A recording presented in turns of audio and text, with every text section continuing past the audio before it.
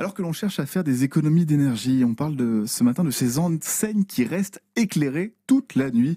Un gaspillage auquel France Nature Environnement Bretagne tente de sensibiliser les Bretons avec des campagnes de recensement de ces éclairages illégaux. On en parle avec le coordinateur régional de l'association environnementale. Bonjour Benoît Bronick. Bonjour. Alors combien vous avez recensé d'enseignes qui restent allumées la nuit en Bretagne et plus peut-être particulièrement à Rennes ?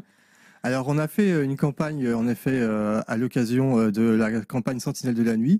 À l'occasion de cette campagne-là, on a recensé une centaine d'éclairages illégaux et sur la commune de Rennes en particulier une cinquantaine.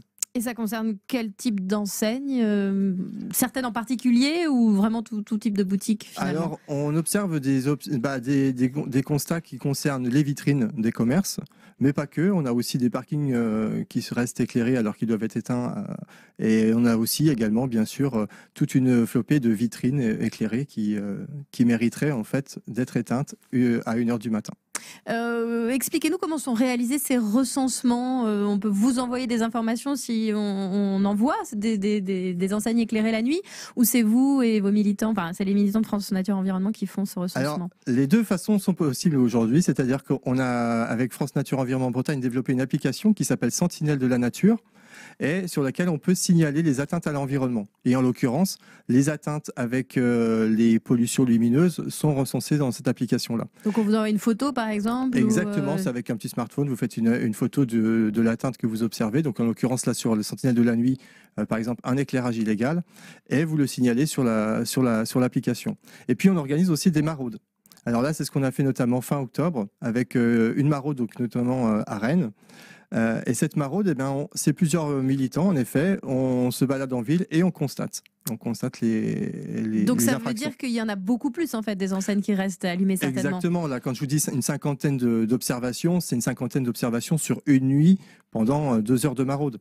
Et puis on était, on va dire 5 ou 6 à se balader dans la ville de Rennes. Si on avait été sur d'autres espaces de la ville, on aurait forcément constaté beaucoup plus d'infractions. Benoît Bronick, vous êtes donc le coordinateur régional de France Nature Environnement en Bretagne. Vous l'avez dit déjà, c'est illégal, rappelez-nous. Donc il y a une loi qui oblige normalement ces enseignes à être éteintes la nuit. Exactement. Alors les premiers textes de loi sont tombés en 2013. Ça fait quand même maintenant presque 10 ans qu'on devrait faire appliquer cette loi qui demande en effet à ce que la règle, il y a toujours des dérogations, des choses qui existent, mais la règle à retenir aujourd'hui, c'est que après 1h du matin, les éclairages doivent être éteints. Donc, sauf, on imagine, une pharmacie de garde, par exemple. Voilà, c'est pour ça que je vous parlais de quelques exceptions. En effet, les bars de nuit ou alors également les pharmacies de garde peuvent rester allumées après 1h du matin, bien évidemment. Mais la plupart des commerces, eux, sont tenus d'éteindre leurs enseignes et leurs éclairages de vitrine au plus tard 1h du matin. Et donc, c'est une méconnaissance de la loi, vous diriez, ou une volonté de rester allumé, donc visible la nuit? Je pense qu'il y a une méconnaissance, ça c'est clair. La méconnaissance ne serait-ce que sur l'application de ce droit-là, puisqu'en fait, vu qu'il n'y a pas de sanction, pas vu, pas pris, on va dire.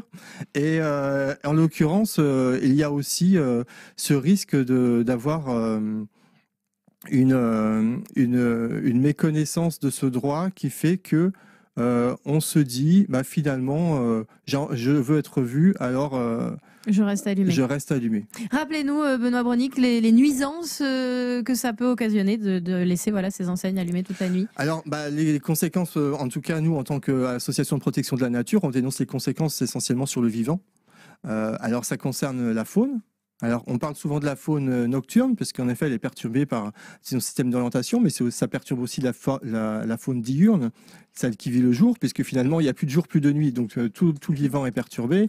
Sur la flore, forcément, les plantes aussi ont des cycles de vie perturbés, puisque vous savez, pour la plupart, que les plantes vivent avec la lumière, avec un système de photosynthèse, et éclairé en permanence, et bien forcément tout le cycle est perturbé.